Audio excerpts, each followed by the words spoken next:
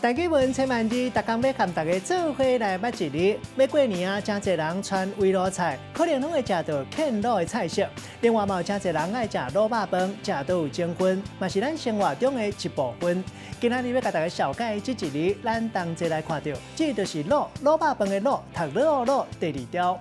古早台语字典解说卤本地意思是西方脆盐的地、盐苦的地，或做盐卤。另外，咱现代字典解说卤是一款煮食的方式，甲肉、豆油、水甲各种的香料下落鼎，用摆摆火落去控，煮出来料理会当食做卤肉。若是啉热清饭，就变做是卤肉饭。掺卵做伙卤，食做卤卵。若牵鸡的汤，咱讲是卤面。另外，还有白菜卤甲卤米，带大家做伙来小解这两个词。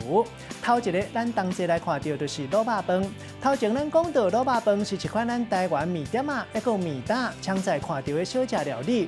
掺红葱头啃芳了后，再掺一寡咖啡肉，掺五香粉、豆油、冰糖、乌胡椒，才会鸭味料。淋伫清饭就会当食做卤肉饭。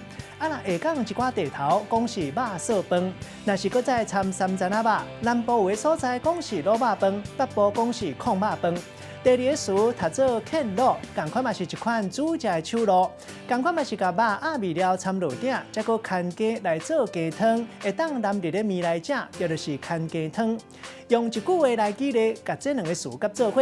譬如讲，我上爱西牙翅，西牙翅真趣味，若有鱿鱼羹、打面，也搁有卤肉饭，啃卤嘛真下味，逐项阮拢足介意。